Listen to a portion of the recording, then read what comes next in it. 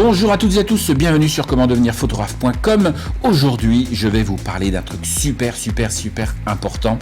On va parler du pouvoir magique du cadrage pour raconter des histoires, pour faire des photos vachement plus captivantes, pour éviter de faire des photos banales, pour développer votre œil de photographe. Allez, c'est parti.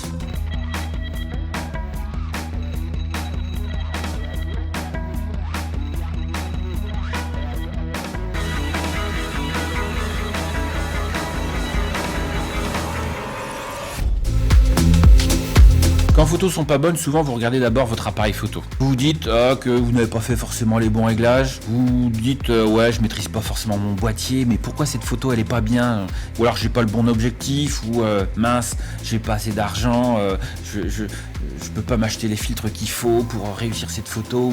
On se trouve toujours des bonnes raisons. On sait pas comment font les autres, en fait, font les photographes pour réussir à nous transmettre des émotions captivantes. Et donc vous êtes déçus souvent, vous raccrochez votre appareil photo et vous savez pas par quel chemin aller. Alors vous regardez des vidéos YouTube sur tous les sujets, n'importe quoi, 5 trucs pour faire ci, 5 trucs pour faire là, mais en fin de compte, il faut surtout acquérir des compétences profondes. Et un photographe, c'est avant tout quelqu'un qui apprend à regarder. Et grâce au cadrage, vous allez apprendre à regarder. Et c'est ce qu'on va faire tout de suite. Savez-vous qu'une photo se réussit bien avant de déclencher, bien avant de parler réglages? C'est ce qui s'appelle avoir l'œil du photographe. Alors, bonne nouvelle, ça s'apprend, c'est passionnant et ça marche.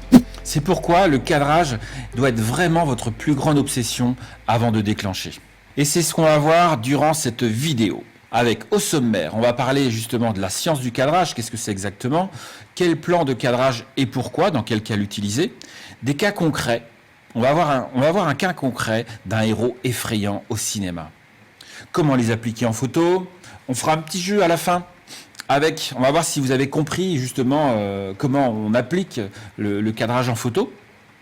Et on verra un cas concret avec des histoires en photo justement. J'irai piocher parmi toutes mes photos et puis là je vous laisserai imaginer l'histoire d'une photo. Mais juste avant de démarrer, j'aimerais vous parler d'une formation que j'ai mise en ligne qui est destinée à ceux qui veulent transformer vos photos en véritables œuvres d'art. Voilà, j'ai créé cette formation entièrement gratuite pour vous aider à devenir un architecte photographe, celui qui construit une image. C'est une véritable recette en 5 étapes pour vous développer votre œil de photographe.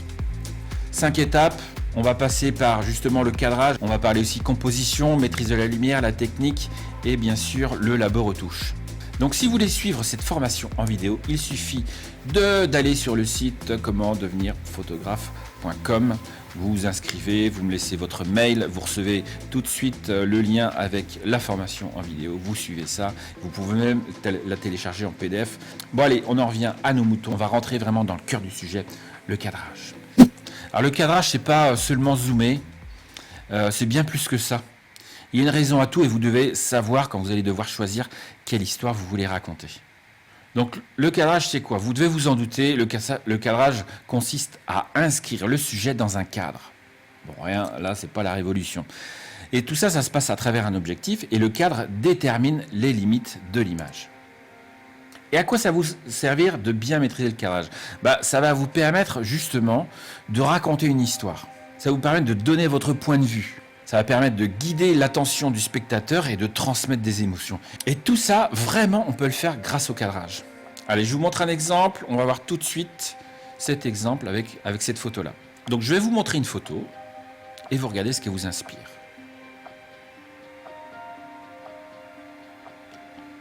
Quelles sont les limites de l'image? Quel est le rapport de taille entre le sujet principal et le paysage environnant? Quelle proportion occupe chacun? Donc là, on voit bien que c'est des mariés, les limites du cadre, qu'est-ce qu'on voit dans le cadre? Ce rapport de taille, c'est vachement important. Ça nous renseigne sur le lieu, sur les personnages, sur leurs relations, sur leur intention. Autre exemple, celle-ci, on est au même endroit, mais on est sur un autre rapport d'échelle entre notre sujet et le paysage environnant. On peut dire que le cadrage est complètement différent. Donc les limites que vous choisissez de cadrer induisent une histoire différente à chaque fois. Et c'est ça tout l'art du cadrage. La différence entre celle d'avant, là on est vraiment plongé avec eux, on est presque dans leur intimité, on assiste à leur baiser d'amoureux, comme ça on sent qu'on est à quelques mètres d'eux, on voit qu'ils sont sur un balcon, alors on ne devine pas trop, on devine en arrière-plan des habitations, un paysage, un ciel un petit peu dense. Voilà, ça nous raconte pas mal de choses sur le lieu, mais surtout on est vraiment plongé avec eux. Ici, voilà, on peut voir tout de suite la différence. on est vraiment dans un autre monde. Cadrer, ça va être vraiment jouer sur les rapports comme ça entre votre sujet et le paysage environnant. Et tout ça, ça a le don de raconter des histoires différentes. Donc pour raconter différentes histoires, vous devez utiliser des plans de cadrage différents. Donc les plans de cadrage les plus utilisés, en un, on a le plan d'ensemble ou plan large, c'est le plan qui permet de montrer le sujet dans un ensemble. Ne vous inquiétez pas, on va avoir beaucoup d'exemples juste après. En deuxième, on a le plan moyen, plan de pied. Comme son nom l'indique, c'est pour montrer votre personnage, le sujet principal en pied. On le verra vraiment en entier. En 3, plan américain, c'est un plan qui cadre à mi-cuisse. Voilà, pour montrer votre personnage à mi-cuisse. Plan taille, comme son nom l'indique, on va couper à la taille. Et vous vous rendez compte, là, on commence à se rapprocher de plus en plus du sujet. Plan rapproché à la poitrine. Gros plan. On va cadrer aux épaules. Le très gros plan, on va donner un détail du visage. Donc, d'où ces différents plans de cadrage vont avoir un impact différent dans le récit de votre histoire. Et on va voir tout de suite un exemple au cinéma. Comment font les réalisateurs pour transmettre des émotions, raconter une histoire? C'est ce qu'on va voir tout de suite. Observez bien tous les plans de cadrage. Les gros plans, les plans larges, les plans d'ensemble, les plans moyens. Où est-ce que c'est coupé justement? Si c'est coupé à la taille, à la poitrine, si c'est en gros plan. Observez tout ça pour voir justement quelles sont les indications que le réalisateur veut vous donner. Allez, on se retrouve tout de suite après.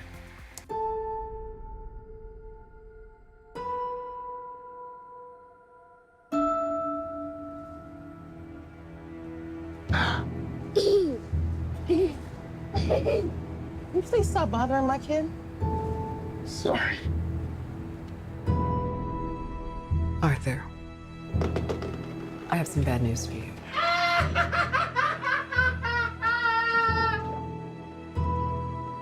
This is the last time we'll be meeting. You don't listen, do you? You just ask the same questions every week. How's your job? Are you having any negative thoughts? All I have are negative thoughts. Allez, comment les appliquer en photo? Je vais vous montrer plein d'exemples. Donc, regardez pas le côté trop technique de la chose. Dans un premier temps, laissez aller vos sensations et puis on va analyser après. Donc, le plan d'ensemble ou le plan large, c'est un plan utilisé pour monter un grand ensemble, comme je vous l'ai dit. Donc des bâtiments pour situer le lieu de l'action. Le plan d'ensemble permet de montrer le contexte général de la scène. Le contexte est montré à échelle humaine. Allez, on voit un exemple. Qu'est-ce qui se passe ici? On a vraiment un plan d'ensemble, on a un grand bâtiment, on a un personnage au milieu. Là, il est vraiment très petit le personnage. Il est vraiment montré dans son ensemble, dans le bâtiment. Donc ça, on peut dire que le cadrage choisi permet de vraiment raconter l'histoire de ce personnage. Alors souvent, le problème qui arrive quand on est débutant comme ça, on est focalisé sur notre sujet principal, mais on oublie de considérer dans quel ensemble il se trouve, dans quelle situation se trouve. Et donc forcément, quand on a l'art de vouloir raconter une histoire, il faut pouvoir montrer au spectateur, qui est vraiment qui n'est pas du tout avec vous à ce moment-là, il faut pouvoir lui montrer dans quel contexte se situe le personnage. Et donc ça, c'est très important de penser comme ça. Donc j'ai décidé, ici sur cette photo, de vraiment cadrer le bâtiment dans son ensemble pour y faire figurer le personnage. Et là, ça donne vraiment une autre dimension à la photo. Autre exemple,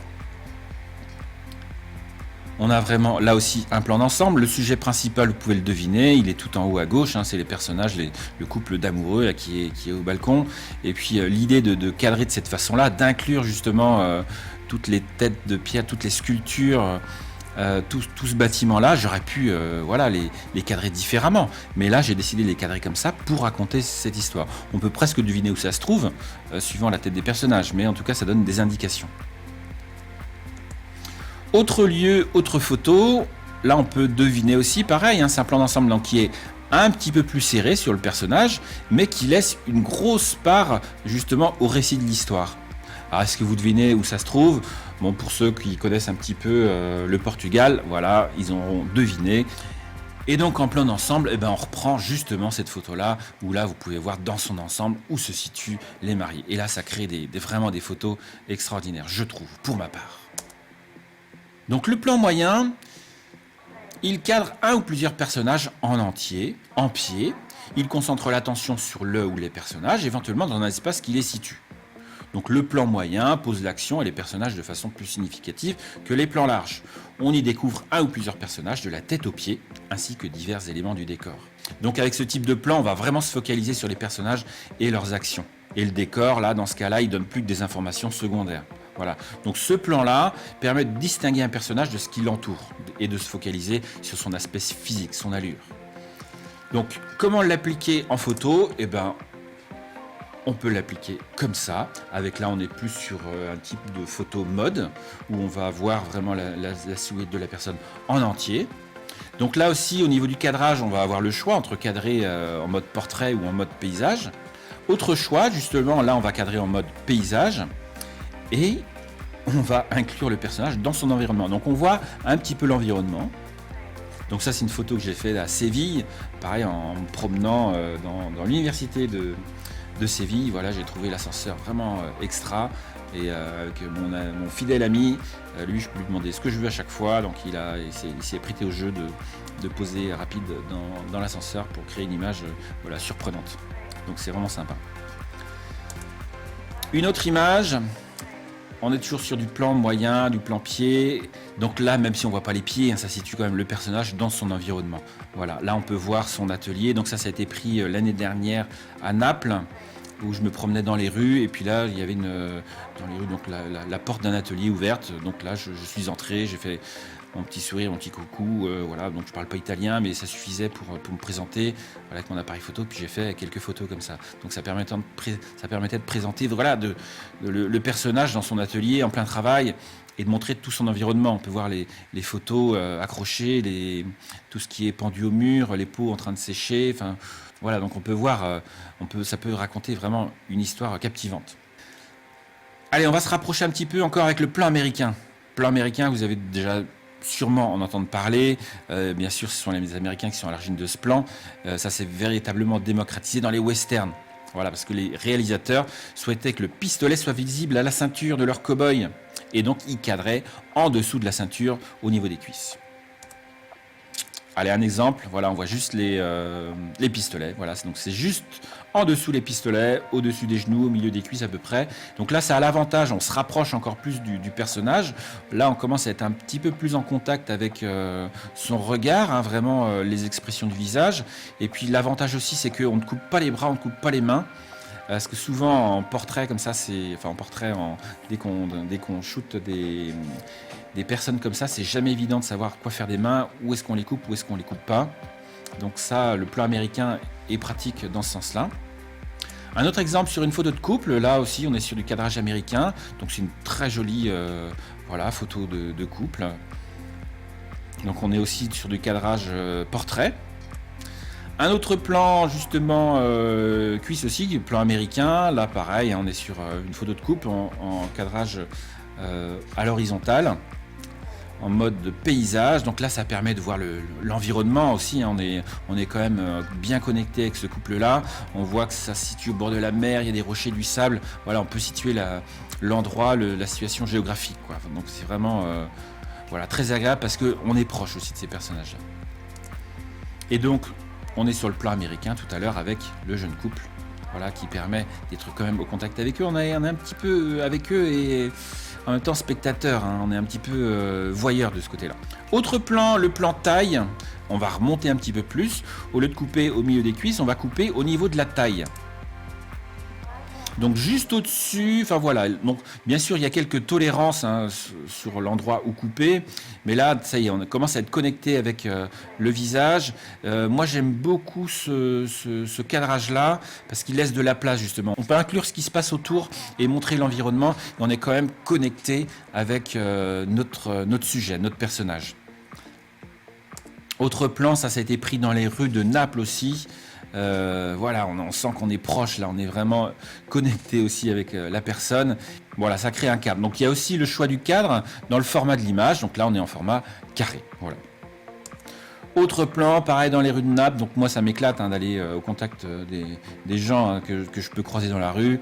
Donc là c'est typiquement, alors on peut voir, donc vous pouvez voir les conditions, je suis avec un 50 mm. Voilà, donc le 50 mm c'est quand même presque l'objectif idéal pour faire ce type de plan, le plan taille comme ça. On est à une distance très raisonnable. Très proche pour avoir une connexion comme ça avec son sujet et on peut inclure justement ce qui se passe autour finalement quoi. Donc situer le sujet dans son contexte. Alors attention, petit rappel, je parle de 50 mm équivalent plein format. Donc si vous êtes en APS, ça va être un équivalent 35 à peu près, et si vous êtes en micro 4 tiers, ça va être un 25 mm. Ok, pour ça, si vous avez besoin d'en savoir plus là-dessus sur le facteur de recadrage, si vous avez besoin de savoir quelle focale d'objectif utiliser en fonction de votre appareil photo, vous avez des liens quelque part par là pour savoir, où je vous explique vraiment ça, encore dans une vidéo très complète qui vous permet de tout savoir. Allez, on continue. On continue avec le plan rapproché, plan poitrine. Donc là, on va couper encore un petit peu, juste en dessous de la poitrine. Là, ça y est, on commence vraiment à être connecté avec son sujet, son modèle. Donc là, du coup, encadrage carré, c'est très symétrique, c'est très, très stable. Et là, on a un regard vraiment très franc. Moi, j'aime beaucoup les regards comme ça. Là, c'est pareil, c'est un petit clin d'œil. Ça a été pris en fait dans le métro de Londres, où à l'arrière-plan, il y avait, c'était l'affiche de cinéma. Et voilà, donc là, on est cadré juste en dessous de la poitrine. Et ça permet, pareil, d'inclure suffisamment d'éléments, de jouer avec les mains même, parce qu'on sait là il y a un jeu d'expression qui est fait avec les mains, qui rentre bien dans ce cadre-là. Un autre plan poitrine, là on n'a pas les mains, mais on a juste ce qu'il faut en bras. Voilà, c'est très poétique, du coup on avait un arrière-plan de fou, là c'était en Grèce justement. Je suis avec le 85 mm, donc je suis un petit peu plus éloigné qu'avec le 50 mm, mais pour garder toujours ce même rapport de cadre. Ensuite, on va se rapprocher encore plus et on va passer au très gros plan. Le gros plan, vous avez pu le voir dans la bande-annonce tout à l'heure, c'est celui de la sensualité, de l'expressivité. Le gros plan est celui des émotions. Voilà, on est vraiment là au cœur des personnages, on est vraiment en plein cœur, enfin plongé avec eux. Et là, on va pouvoir naviguer dans leur regard, dans des expressions de visage. Et là, on va vraiment isoler le visage du personnage en le coupant juste au niveau des épaules, voire au niveau du cou. Mais voilà, ça va jouer surtout au niveau des épaules. Donc, on va laisser apparaître plus ou moins d'épaules. Allez, je vous montre un exemple. Donc, j'ai pris exprès le même modèle pour vous montrer les différentes photos qu'on peut faire. On avait tout à l'heure presque un plan d'ensemble, on avait un plan pied, donc plan moyen, etc., etc. Donc là, vous pouvez voir qu'on est là directement plongé dans un regard très fort, quoi.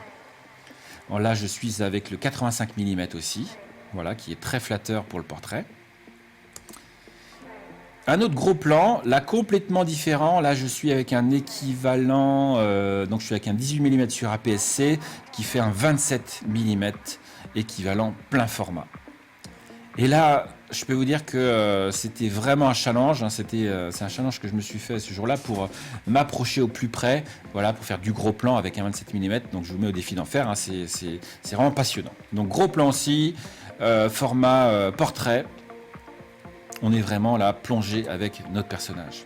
Un autre aussi, on est sur le même objectif, j'aime beaucoup cet objectif-là pour le portrait, pour le gros plan, on est vraiment là captivé aussi, on est avec les expressions du jeune homme ici, voilà, moi j'adore ce type de plan-là, cet objectif-là.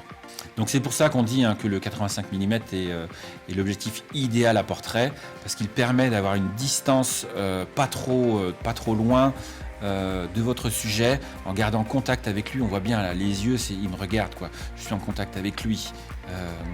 Et du coup, quand on est spectateur de cette image-là, vous êtes vous aussi en contact avec lui, quoi. Et donc il y a une distance pas trop loin, et puis ce cadrage permet d'être pas trop serré sur le visage, de montrer un petit peu d'épaule et éventuellement de l'arrière-plan si on souhaite. Et donc, en dernier plan, nous avons le très gros plan qui permet de montrer vraiment un détail précis d'un personnage. Voilà, ça crée plus de mystère finalement. Moi, j'aime beaucoup ces plans-là aussi. J'utilise pas mal en mariage et je vais vous montrer tout de suite pourquoi je l'utilise en mariage. Voilà. Donc on n'arrive pas forcément à identifier le personnage. On se doute que c'est une mariée avec les broderies qu'il peut y avoir. Mais en fait, dans le cadre d'un récit, d'un reportage de mariage, voilà, ça va permettre d'amener de la poésie et de montrer le détail sur les boucles d'oreilles, sur la chaîne, sur la dentelle, sur des choses comme ça. Et donc ça permet de varier les plans, justement, de raconter l'histoire différemment. On peut l'utiliser aussi avec les nouveau-nés, les bébés. Moi, j'aime bien aussi de changer un petit peu, de sortir du cadre normal. Donc là, je suis au 100 mm. Et là, on va pouvoir se rapprocher et montrer un détail. Donc le pouce dans la bouche, ça c'est toujours très, très mignon. Là, ça se passe dans les coulisses d'une salle de spectacle où les danseuses sont en train de se préparer, se maquiller, et on va pouvoir aussi jouer sur du détail. Là, c'est le détail de l'œil, du maquillage de l'artiste en train de se préparer. Et plus globalement, on va faire le très gros plan, on va pouvoir cadrer des visages, mais vraiment plein pot, quoi. Là, on voit à peine le cou, donc surtout, on ne coupe jamais le menton. On peut couper le crâne là-haut, mais le menton, on va rarement le couper. Attention, attention à ça. Donc vous avez vu un petit peu tous les plans de cadrage qu'on va pouvoir faire et vraiment l'impact que ça peut avoir en photo. Donc comment vous pouvez jouer sur les différents plans de cadrage pour raconter une histoire différente. Donc n'hésitez pas, surtout il faut vraiment pratiquer, et maintenant que vous avez justement ces plans de cadrage en tête, travaillez-les. Et vous allez voir qu'au fur et à mesure que vous allez travailler, regardez ce qui se passe au cinéma, vous allez tout de suite comprendre que c'est souvent, pratiquement tout le temps utilisé comme ça, toujours coupé au même endroit. Voilà, ça va vous permettre de vraiment vous améliorer dans votre cadrage pour raconter vos histoires. Allez, on va passer à la suite avec ce petit jeu maintenant. À vous de jouer, parce que c'est bien beau tout ça. Je vous ai expliqué quels étaient les différents types de cadrage. À vous maintenant de deviner de quel type de cadrage s'agit-il. Allez, une photo qui a été prise cet été, donc là je vous les remets pour vous rappeler ça. Donc j'ai pris ça cet été, c'était avec ma fille et puis une de ses amies. On allait faire un petit tour sur la plage et puis on a essayé de trouver voilà, des atmosphères, des ambiances, essayer de les faire poser, de jouer à ça. Alors à votre avis c'est lequel? Attention, je mets le timer. Bon, je pense que vous avez trouvé, vous êtes tous d'accord? On est sur, effectivement, ouais, le plan américain, parce que ça coupe justement juste au niveau des cuisses. Donc là, il y a une différence de plan entre les deux personnages, mais finalement, pas tellement. On voit bien les bras. Le premier, on voit bien que la première personne qui est au premier plan, du coup, c'est pas mal qu'elle ait sa main dans sa poche pour, effectivement, la voir en entier et qu'elle soit pas coupée. Allez, vous êtes prêts pour l'autre? C'est parti. Je vous laisse regarder, réfléchir. On met le timer, quelques secondes, je vous laisse quelques secondes.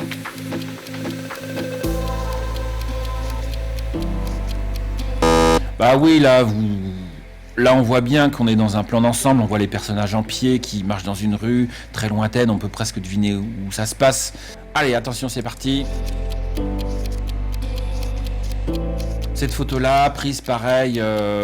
Cette photo-là, un portrait de rue, alors j'appelle ça un portrait de rue, mais c'est un portrait pris à l'improviste comme ça. C'est quelqu'un qui buvait un coup dans un bar, hein, tout simplement, dans les îles grecques. Donc j'ai été le voir, même si je ne parle pas le grec, mais on s'est très bien entendu. C'est bien passé, il a bien voulu poser. Donc on est sur plan rapproché, ouais, plan poitrine. On est un petit peu entre les deux. Alors plan poitrine, le vrai plan poitrine, c'est un petit peu plus bas que la poitrine, là justement. Voilà, on peut avoir justement des petites nuances comme ça, il n'y a pas de souci là-dessus. Allez, un autre. Timing, c'est là, vous devez connaître cette photo-là, je la montre souvent, moi je l'adore cette photo-là, qui a été prise à l'île Maurice aussi, hein, c'était sans faire poser, hein, là c'est pareil, moi j'aime bien les photos non posées, et il se trouve que c'est comme s'il posait à merveille, quoi. C'est presque parfait, avec ce fameux triangle de Rembrandt qui est là, une lumière magnifique. Donc on est sur un plan poitrine, voilà, vous avez gagné. Celle-ci, allez, c'est toujours le même modèle que vous avez vu tout à l'heure. Vous avez trouvé?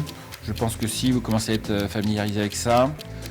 Donc on voit bien, on est plus contact avec le visage, on voit pas trop ce qui se passe derrière, on est plus effectivement sur un gros plan.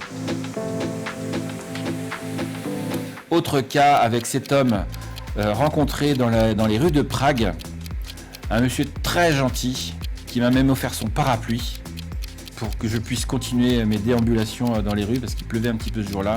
Là, on était sous les arcades près du marché à Prague. Et voilà, c'est des super moments, des super souvenirs. Et donc, il a été cadré comme un plan poitrine, voilà, plan rapproché, en mode justement portrait.